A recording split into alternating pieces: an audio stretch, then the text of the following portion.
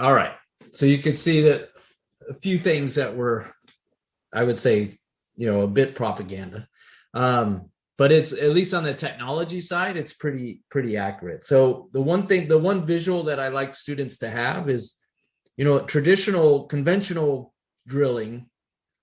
The way to think about it is that the hydrocarbons are, down somewhere in the ground, and they're in this giant pool, and then you're up here on the surface.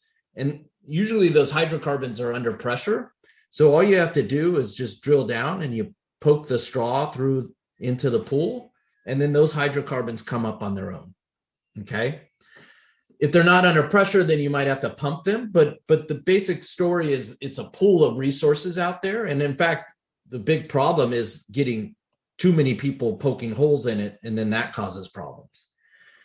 With shale, the visual that I like with shale is that the hydrocarbons are in these little pockets. Think about it as a sponge where there's lots of hydrocarbons down there, but they're all in this little pocket. So if I drill down there, even if they're under pressure, I'm only going to poke one of those little pockets and just get a little sputter of natural gas or oil. So we've known for decades that the resources are down there. In fact, the first hydraulic fracturing was without horizontal drills, where you would drill down and then you would fracture a little area there, but that wasn't enough to pay for the drilling. So the big innovation that happened in the industry was the ability to drill horizontally. So now you can touch a lot of that sponge instead of just one little part of the sponge. And the way you do that is you put the water in pressure, and that breaks up those little pockets. There's sand in the water so that when the water leaves, the pockets stay open, right? And it's usually under pressure too, and the hydrocarbons come right up. So that's in a nutshell what's going on.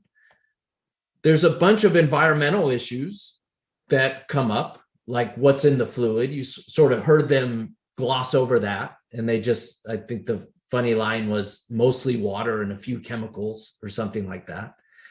My concern, those chemicals are mostly just basically something that looks like diesel fuel and something that kills bacteria like citric acid. My concern isn't really the fluid going down, it's the fluid coming up. So when you pump water 10,000 feet below the ground, it mixes with all sorts of nasty stuff. Sometimes it comes up radioactive. Sometimes it comes up with, things that you don't necessarily want on the surface. So what's in the water coming up is still a big issue, right? That's one. What do you do with the water once it comes up? That's what causes the earthquakes. So if you've heard any of the popular press discussion about fracking causing earthquakes, it's not the fracking part, it's the disposing of the water part. What you do with a lot of times with that water is you go pump it somewhere else in some reservoir under the ground, and that's what's causing the earthquakes. Now the industry will say, but they're small earthquakes, and it's true, but we're worried someday it'll turn into a big earthquake. The other issue is water use more generally. It's very water intensive. As the climate changes, water is going to become more valuable, so that it puts pressure on that. Let me talk a little bit about the potential for contamination. So let me bring up that whole casing part that they were talking about in the video. So what we do is we drill down. Okay, we drill a big hole, so that's the side view. The vertical view looks like this. We drill down that, and then we put a pipe in here in the middle. So the vertical part looks like that. And we want that pipe to be in the middle of the bigger hole, right? So the bigger hole is the hole we drilled, and then we put this smaller pipe down, and then we put concrete through the pipe. So we pump concrete under pressure through the pipe. So that's coming in like this. It gets to the bottom and it has nowhere to go. So the concrete then moves up the sides of the hole you drilled. So the concrete is then filling up this on the vertical part. That's what keeps the hydrocarbons from leaking into the water supply or leaking anywhere else. Okay, because that concrete stops the hydrocarbons from being able to run up the side of the hole that you drilled. Who here remembers the BP oil disaster? Right? So the BP oil disaster, we believe, was a bad casing job.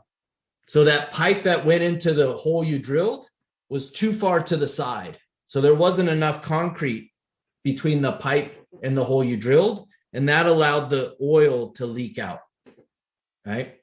That can happen in a fracked well. If that happens in a fracked well, it would probably go into the water supply instead of getting all the way to the surface. So that's the big concern on water contamination, is how good of a casing job. We'll talk about trade. Yeah, sure. You can call me Supra. I think it's a little easy. Very quick question. It seems like the water use concerns generally can be replaced if we just used seawater to pump the stuff out. Like, why can't we use that?